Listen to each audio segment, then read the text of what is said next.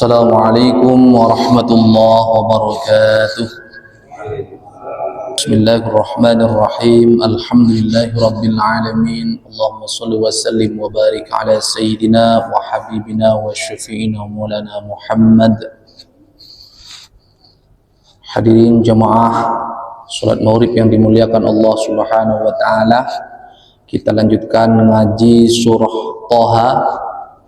Minggu kemarin sudah kita bersama-sama mendengarkan cerita atau hikayah dari surah Thaha ini, bagaimana Nabiullah Musa alaihi salatu wassalam mendapatkan wahyu dari Allah Subhanahu wa taala, ada pengakuan dari Allah Subhanahu wa taala bahwa innani anallahu la ilaha illa ana. Kata Allah, sesungguhnya aku adalah Allah.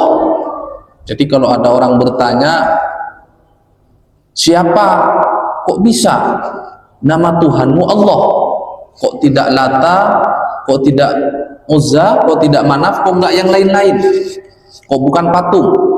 Karena Allah sendiri yang mengenalkan kepada manusia bahwa nama pencipta kita itu namanya Allah. Ini yang pertama. Yang kedua, itu menunjukkan bahwa akar daripada agama-agama samawi, istilahnya. Jadi ada dua istilah, ada namanya agama samawi, agama yang diturunkan dari langit. Akarnya sama. Apa saja itu? Islam, Yahudi, Kristen. Sama-sama mengakui bahwa, sama-sama meyakini bahwa kelahiran ke dunia ini ada yang menciptakan, dan yang menciptakan namanya Allah. Kalau ditanya semua orang Yahudi, penciptamu siapa? Allah. Walaupun dengan bahasa lain, Yahweh dan lain-lain. Ditanya sama orang Nasrani, siapa penciptamu? Allah. Kenapa? Karena tiga agama ini memiliki akar yang mirip, yaitu berangkat daripada nabi-nabi terdahulu. Artinya apa? Kalau ditanya agamanya Nabi Adam itu apa? Islam. Agamanya Nabi Nuh, Islam. Tuhannya Nabi Nuh, Allah. Dicari dari sisi semantik, dari sisi kebahasaan juga jelas bahwa tidak ada Tuhan lain selain Allah Subhanahu wa taala. Kalau mau jujur. Kemudian nanti ada juga namanya agama ardi, agama bumi. Agama selain yang tiga yang disebut tadi itu. Maka dari itu, hadirin yang dimuliakan Allah Subhanahu wa taala, ketika kita lihat perdebatan lintas agama misalnya, yang nyambung tiga jenis agama ini aja, Islam, Yahudi dan Nasrani. Gak ada ceritanya itu Islam berdebat dengan Hindu misalnya, jarang. Kenapa? Ya nggak ketemu memang. Akar teologisnya jauhan. Berbeda ketika bicara soal agama samawi, ini berdekatan.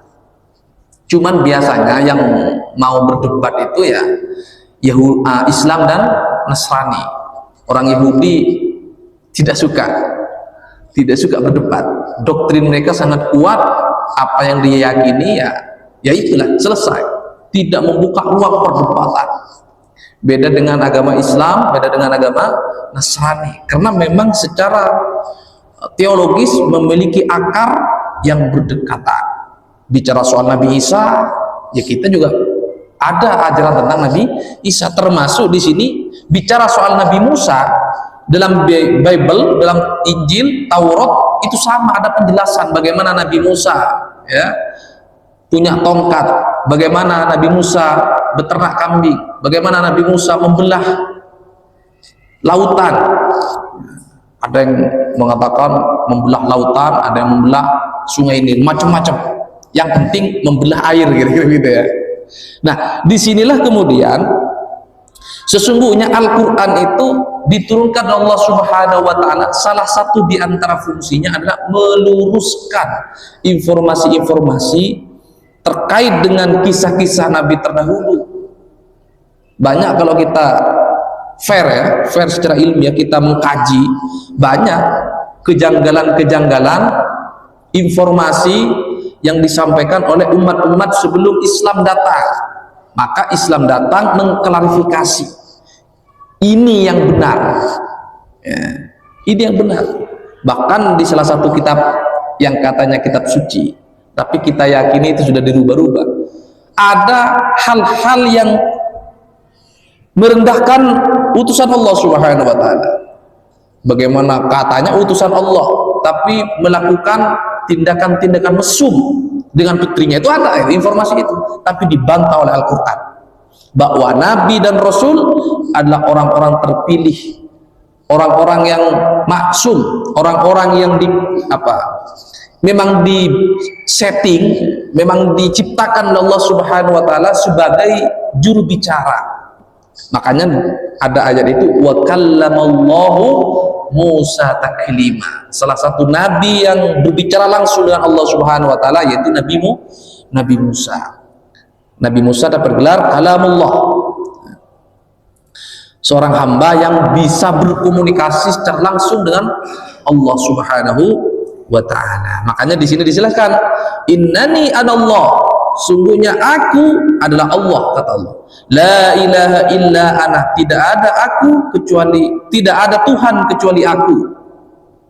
Fa'budni, maka sembahlah aku. Wa aqimis sholata li dzikri, maka laksanakan sholat untuk mengingatku. Artinya apa? Semua ajaran nabi-nabi dari Nabi Adam sampai Rasulullah SAW ada ajaran yang namanya sholat. Jadi kalau ada agama-agama tiba-tiba berubah, ya, nah itu dipertanyakan, itu ini orisinil enggak? Pada intinya semua ajaran Nabi ada ajaran sholat, walaupun sholatnya berbeda-beda, puasanya berbeda-beda, tapi semua ajaran Nabi-Nabi ada puasanya. Ya. Makanya kalau kayak puasa itu, kama kutiba alal ladzina min qablikum, sebagaimana aku wajibkan terhadap umat-umat sebelumnya. Jadi umat-umat sebelum Islam sudah diwajibkan berpuasa oleh Allah Subhanahu wa Ta'ala. Bagaimana puasanya Nabi Daud, bagaimana puasanya Nabi Yunus misalnya, dan puasa-puasa yang lain. Hadirin yang dimuliakan Allah Subhanahu wa Ta'ala, intinya kata Allah itu sudah dikenalkan, ya, oleh Allah sendiri sejak pertama kali manusia diciptakan oleh Allah.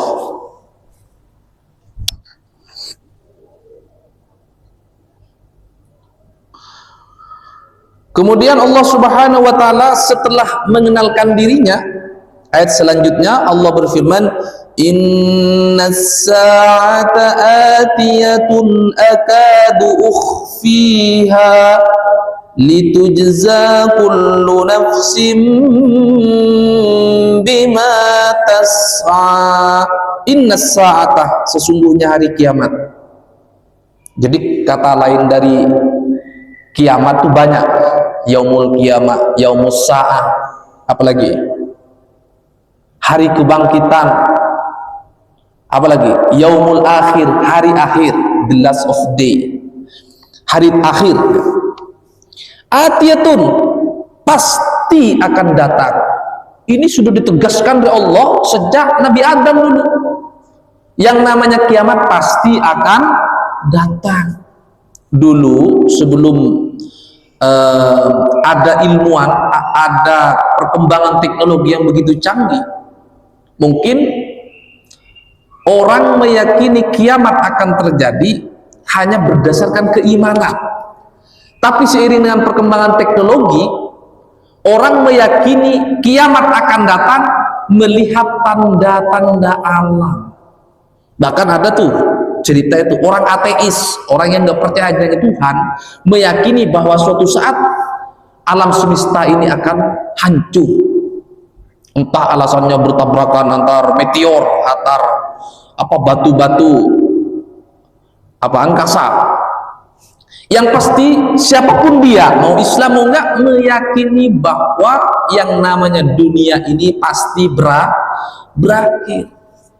Itu menunjukkan bahwa informasi Al-Quran tidak akan salah. Kalaupun belum masuk akal, berarti ilmu kita aja yang belum nyampe. Akadu ukhfiha, aku hampir benar-benar menyembunyikannya. Artinya apa? Hari akhir itu dirahasiakan Allah, tapi dibocorin. Paham maksudnya kan? Tidak ada yang tahu. Dulu ada film 2012 kiamat, ternyata udah lewat ya. Ada lagi terakhir 2024 kiamat. Maksudnya mereka mungkin COVID atau apa, tapi faktanya lewat. Nah, tidak ada manusia yang tahu kapan kiamat terjadi. Yang tahu hanya tanda-tandanya. Nah, itu tanda-tandanya itu udah bagi lagi. Ada tanda-tanda besar, ada tanda-tanda yang kecil. Tanda-tanda yang besar salah satunya apa? Matahari keluar dari barat, kebalik. Ternyata diteliti nanti ada kemungkinan secara ilmiah suatu saat matahari akan balik. Biasanya dari timur datang dari barat. Itu masuk akal secara ilmiah. Ya. Datangnya Dajjal, datangnya Ya'juj Ma'juj. Nah, istilah-istilah ini di agama sebelah itu ada. Dalam Islam Ya'juj Ma'juj. Kalau dalam agama sebelah apa? Yagog, apa istilahnya? Dia punya istilah sendiri, tapi intinya sama. Hanya beda bahasa. Allah membocorkan ya tanda-tanda kiamat itu bakal terjadi, baik secara apa teks informasi kitab suci atau secara ilmiah. Litujza kullu nafsin bima tas'a. Apa maksudnya kedatangan kiamat itu? Litujza kullu nafsin, agar setiap jiwa agar dibalas, litujza akan dibalas ya. Kullu nafsin, setiap jiwa, setiap manusia, bima tas'a, sesuai dengan apa yang mereka usahakan atau lakukan. Jadi kiamat itu sengaja oleh Allah satu sisi disembunyikan tapi dibocorin sedikit agar orang itu sadar bahwa nanti di hari kiamat itu, di hari akhir itu, setiap perbuatan yang kita lakukan dibalas oleh Allah Subhanahu wa ta'ala. Kemudian ayat selanjutnya, fala yasuddannaka anha, fala yasuddannaka, maka janganlah engkau dipalingkan darinya. Maksudnya jangan sampai kita tidak percaya bahwa kiamat akan terjadi. Man la yu'minu biha, oleh orang-orang yang tidak beriman terhadap hari kiamat. Artinya apa? Orang-orang yang kampanye jangan percaya kiamat itu sudah ada dari dulu. Dari zaman Nabi Musa, zaman kompor itu sudah ada. Udah hidupmu kan sekali aja, gak ada kesempatan, udah puas-puasin aja, sakarepmu wis, sepuas-puasnya. Hari kiamat itu kan cerita halu, belum ada buktinya, dari dulu sudah ada. Makanya di sini sudah diingatkan Allah Subhanahu wa ta'ala, jangan sampai kita dipalingkan oleh mereka, jangan sampai kita dibuat lupa oleh orang-orang yang tidak percaya akan datangnya hari kiamat. Wattaba'a hawahu fatardo. Siapa orang yang dimaksud itu? Adalah orang-orang yang mengikuti hawa nafsu mereka sendiri, orang-orang yang tidak percaya akan kebenaran. Fatardo, sehingga engkau menjadi binasa. Banyak orang ya sudah belajar ilmu, sekolah tinggi-tinggi, tiba-tiba terpengaruh oleh lingkungan, kuliah di barat, bergaul dengan orang-orang liberal, ketemu dengan orang-orang ateis yang awalnya imannya melekat di hatinya karena terlalu banyak mendengarkan kompor-kompor, kampanye-kampanye. Nah, hati-hati ini ya. Maka membuat kita mulai ragu.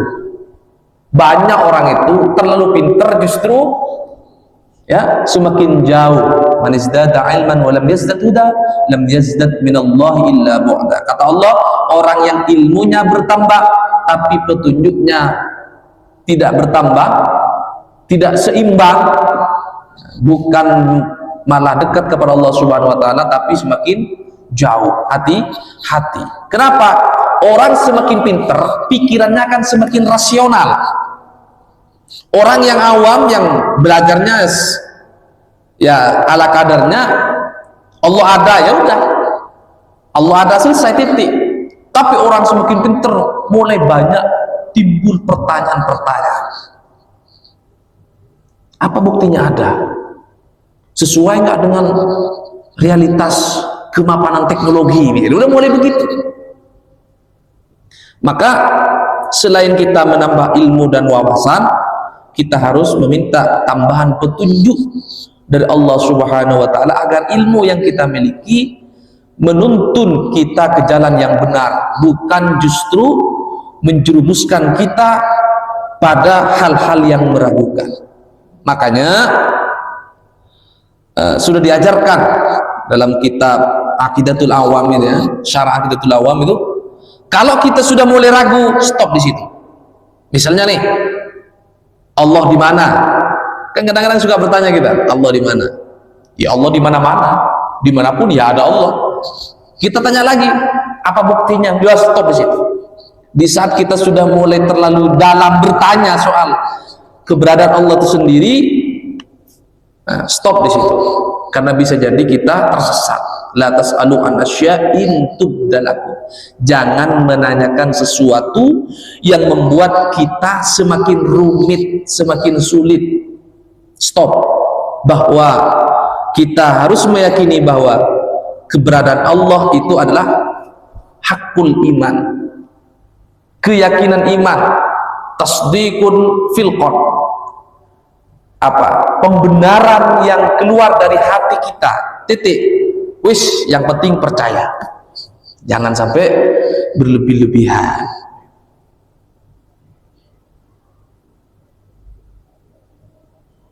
Selanjutnya,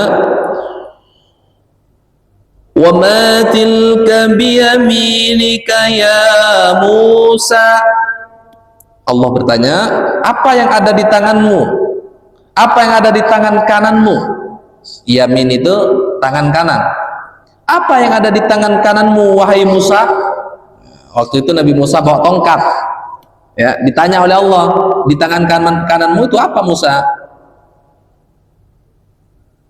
Kemudian dijawab oleh Nabi Musa, qala hiya 'ashaya. Nabi Musa berkata, ini adalah tongkatku, tongkat yang biasa dibuat untuk menghalau ternaknya. Jadi ceritanya Nabi Musa nikah ya oleh mertuanya, dikasih mahar. Apa maharnya? Ngembala domba. Setelah mahar selesai, setelah ngembala domba selesai sekian tahun, dia berangkatlah ke Mesir.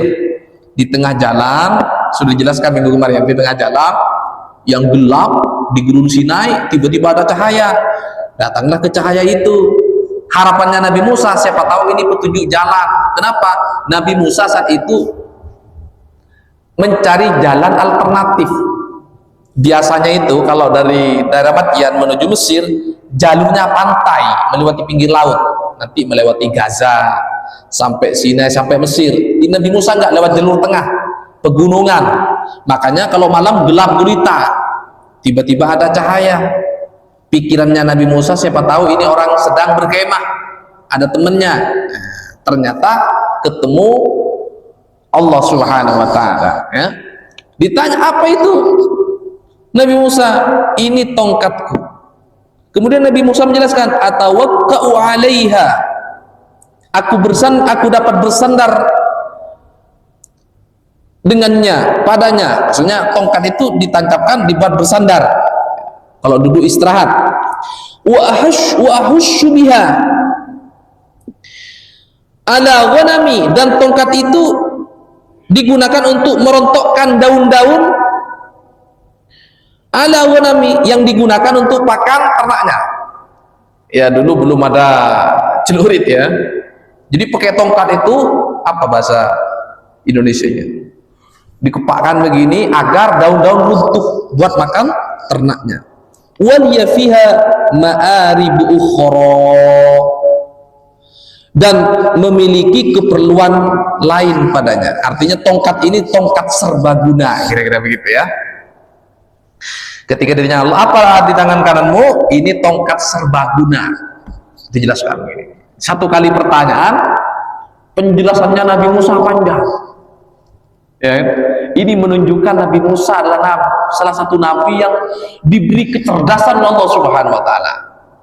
Ya, di pengajian sebelumnya sudah saya jelaskan, ketika Bani Israel bertanya, siapa yang paling pintar di sini? Nabi Musa jawabnya, saya. Iya benar memang. Tapi kemudian ditegur oleh Allah Subhanahu wa taala.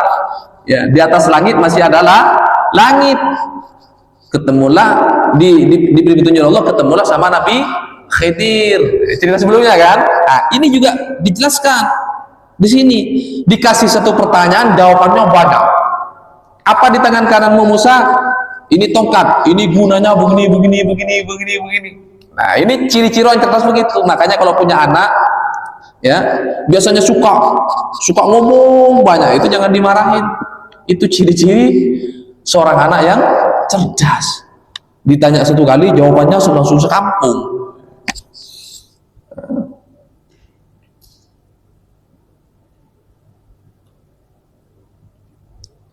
Qala alqiha ya Musa. Kemudian Allah berfirman, alqiha, lempar itu tongkat. Ya Musa, wahai Musa, lempar tongkatnya. Kemudian fa'alqaha, kemudian Nabi Musa melempar tongkatnya itu, fa idza hiya hayyatun tas'a. Ketika dilempar, tiba-tiba menjadi seekor ular yang merayap dengan cepat. Lempar tongkatnya jadi ular. Kaget Nabi Musa, kok jadi ular kan? Padahal itu tongkat serbaguna, tiba-tiba menjadi ular. Nabi Musa merasa ketakutan. Kemudian karena Nabi Musa merasa ketakutan, Allah Subhanahu wa taala berfirman, khudha wala takhaf. Pegang, jangan takut. Udah mau kabur nih kan, masa tongkat jadi ular? Khudha, pegang. Wala takhaf, jangan takut. Sanu'iduha siratahal ula. Kami akan mengembalikannya, siratahal ula, pada keadaan semula. Ketika ditangkap, tongkatnya jadi tongkat lagi. Dilepas jadi ular, ditangkap jadi tongkat kembali. Nah, ini salah satu mukjizat Nabi Musa alaihi salatu wassalam. Wadmum jadaka, ini mukjizat yang kedua. Tadi mukjizat yang pertama tongkat menjadi ular. Yang kedua, wadmum yadaka ila janahika. Wadmum yadaka, kepitlah. Apa maksudnya ini? Genggam.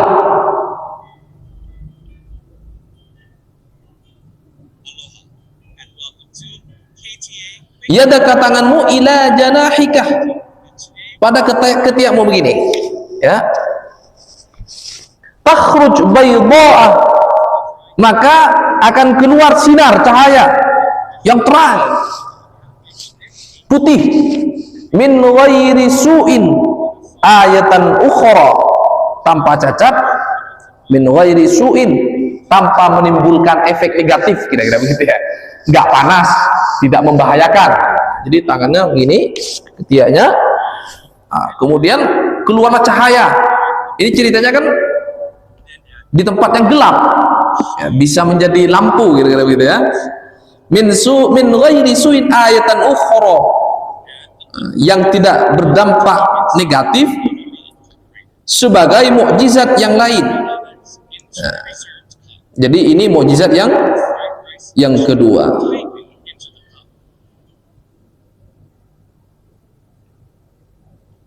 linuriyaka min ayatinal kubra, linuriyaka, untuk memperlihatkan kepadamu, min ayatina, dari tanda-tanda kekuasaan kami, al kubra, ya, min ayatinal kubra, sebagai tanda kebesaran Allah Subhanahu wa taala. Ini mukjizat yang diberikan oleh Allah kepada Nabi Musa yang kedua. Idhab ila fir'auna innahu tawa, maka pergilah kau ila fir'auna, menuju Fir'aun.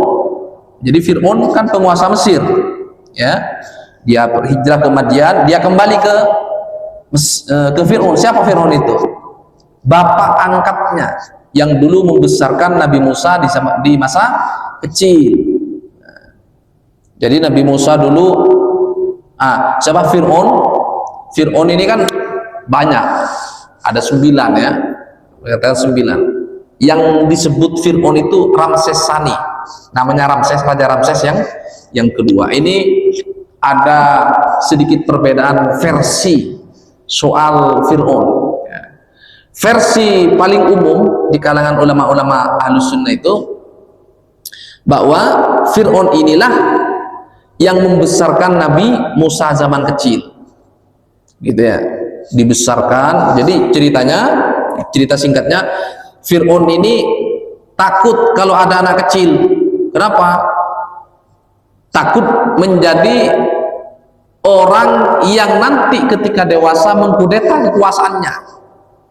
Dari saking takutnya, makanya diperintahkan kalau ada anak kecil lahir laki-laki, dibunuh. Tiba-tiba Nabi Musa lahir, karena takut dibunuh oleh tentara-tentara Fir'aun, dibuanglah ke Sungai Nil. Dibuanglah ke Sungai Nil kan berhulu ke hilir. Nah, di ujung di sini ini kan, sekarang di Kairo, ya, di pusat kepemimpinan Fir'aun ada di hilir. Jadi dibuanglah belita, si belita dibuang, ditemukan oleh permaisuri Fir'aun, ya. Akhirnya dibesarkan. Nanti ada ceritanya di belakangnya. Dibesarkan, setelah besar Nabi Musa kemudian hijrah keluar di Mesir, ya, punya istri, balik lagi, ketemu dengan ayah angkatnya. Ini versi yang pertama. Ada yang kedua, Fir'aun yang membesarkan Nabi Musa berbeda dengan Fir'aun yang mengejar Nabi Musa kemudian tenggelam di Sungai Nil atau tenggelam di Laut Merah. Versi kedua. Jadi Fir'aun satu itu yang membesarkan Nabi Musa. Kemudian Fir'aun satu ini kan punya anak pertama itu adalah Ramses Sani, itu Fir'aun kedua. Di sisi lain punya anak angkat namanya Nabi Musa. Karena Nabi Musa cerdas, iri kakak angkatnya ini. Nah, ini nanti yang bermusuhan, yang sampai ngejar sampai tenggelam di laut, itu yang masuk dengan Ramses Sani. Ini versi yang kedua. Mana yang benar, wallahu a'lam.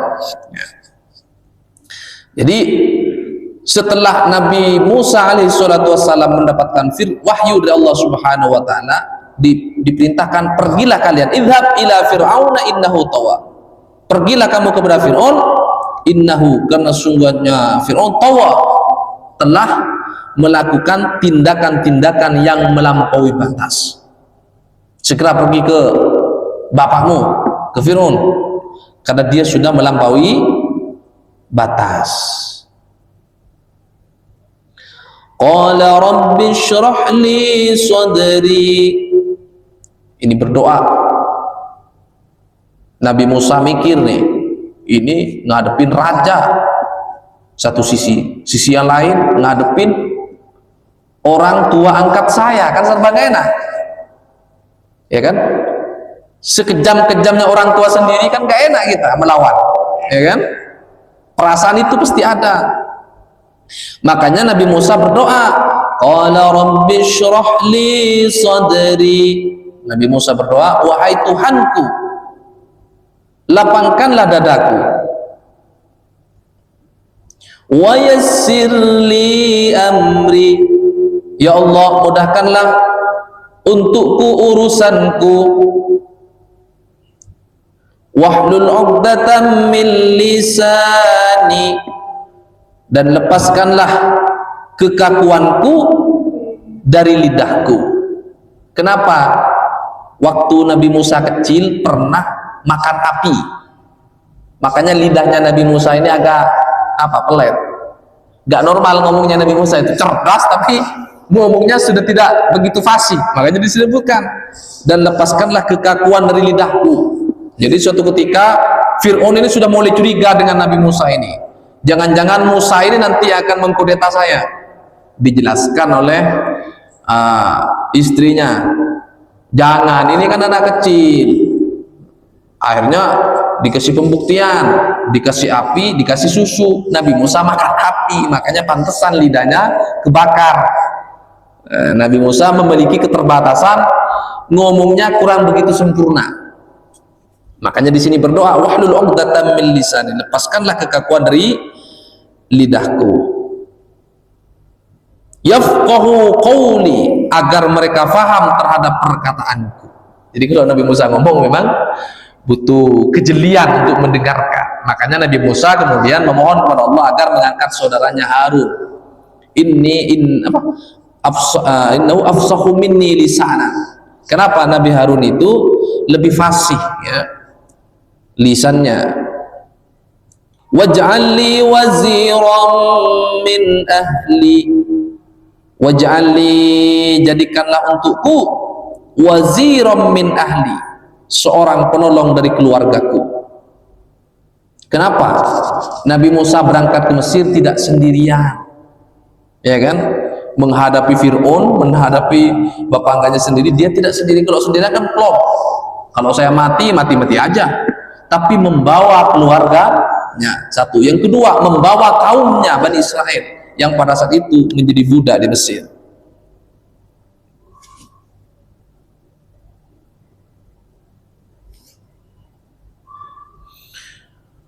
Harun akhi, yaitu Nabi Harun. Jadi Nabi Musa memohon kepada Allah agar mengangkat Nabi Harun menjadi pendampingnya. Harun saudaraku, ushdud bihi azri, teguhkanlah kekuatanku dengannya. Wa asyrikhu fi amri, dan sertakan dia dalam urusanku, urusan kenabian maksudnya. Jangan hanya mendamping tapi juga diangkat menjadi nabi. Kalau sekarang ya kasih SK lah gitu. Jangan hanya jadi nabi biasa tapi juga angkat menjadi nabi. Maka Allah Subhanahu wa taala kemudian mengangkat Nabi Harun menjadi rasul yang mendampingi Nabi Musa alaihi salatu wassalam. Kai nusabbihaka katsira, agar kami banyak bertasbih kepadamu.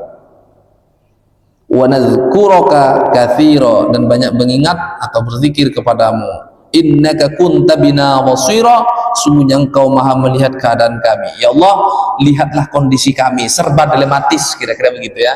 Maka diutuslah Nabi Harun. Karena Nabi Harun tidak pernah menjadi anak angkat anak angkat dari Fir'aun. Jadi plong. Berbeda dengan Nabi Musa, selain memiliki keterbatasan lisan, mereka juga pernah jadi anak-anaknya. Qala qad utita su'laka ya Musa. Allah berfirman, qad utita, sungguh telah diperkenankan su'laka, permintaanmu wahai Musa. Semua permintaan Nabi Musa diterima oleh Allah Subhanahu wa ta'ala. Wa laqad mananna 'alaika marratan ukhra. Wa laqad mananna, sungguh kami telah memberikan, 'alaika, kepadamu, kenikmatan maksudnya ya, marratan ukhra, pada kesempatan yang lain. Artinya apa? Setiap permohonan Nabi Musa alaihissalatu wassalam juga dikabulkan oleh Allah Subhanahu wa ta'ala. Artinya Allah sudah memfasilitasi, nggak perlu diminta, sebenarnya Allah sudah ngasih ya. Tapi kita dituntut untuk tetap meminta. Kita nggak perlu doa. Kan kadang-kadang kita suka berpikir tuh, dia nggak berdoa, kenapa dia juga bisa makan? Dia nggak pernah berdoa, Kenapa hidupnya normal-normal aja? Artinya apa? Allah sebenarnya sudah memfasilitasi. Allah menciptakan manusia juga bertanggung jawab menyiapkan makanan. Ekosistem kehidupannya sudah disiapkan Allah Subhanahu wa taala. Tapi kita tetap diajarkan untuk tetap memohon, meminta kepada Allah Subhanahu wa taala. Idz auhayna ila ummika ma yuha, yaitu ketika kami mengilhamkan, mewahyukan ila ummika kepada ibumu, ma yuha, sesuatu yang telah diilhamkan. Kata Allah, termasuk Allah itu mengilhamkan ibunya Nabi Musa. Kan sudah diceritakan tadi kan? Ya, bagaimana untuk menyelamatkan bayinya Nabi Musa kecil, diilhamkan oleh Allah kepada ibunya Nabi Musa, dimasukkan dalam peti, dihanyutkan ke sungai Nil. Nah, itu sebenarnya ilham dari Allah Subhanahu wa taala. Ini menunjukkan bahwa orang-orang yang mukmin, ya, orang-orang yang dekat dirinya kepada Allah Subhanahu wa taala, kadang-kadang Allah selalu menyelamatkan dari hal-hal yang berbahaya. Ada aja yang membuat kita diselamatkan oleh Allah Subhanahu wa taala. Itu berlaku bagi siapapun. Ya. Bedanya kalau itu terjadi kepada Nabi namanya wahyu. Terjadi pada orang-orang yang soleh namanya ilham, insting. Bahasa sekarangnya insting. Aniqdi fihi fit tabuti, ini jelaskan ya. Faqdi fihi fil yammi fayul kihil yammu bis sahili ya'khudhu aduwwun li wa aduwullah. Ini dijelaskan ya. Aniqdi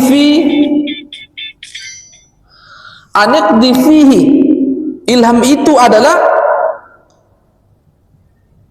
disampaikan Allah Subhanahu wa taala terhadap ibunya Nabi Musa alaihi salatu wassalam. Apa kata Allah? Letakkanlah dia Musa dalam peti. Fit tabut. Tabut itu maksudnya peti. Tabut itu dulu dibuat penyimpanan pusaka. Pernah dengar enggak?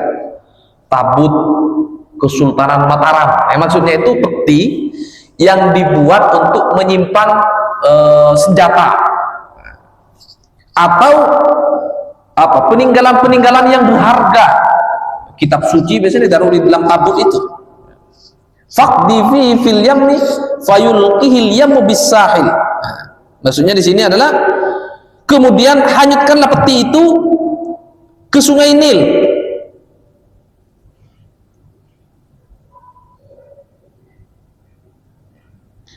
Maka biarlah arus sungai itu membawanya ke tepi. Lepas saja ke tengah, nanti air akan membawanya ke tepi.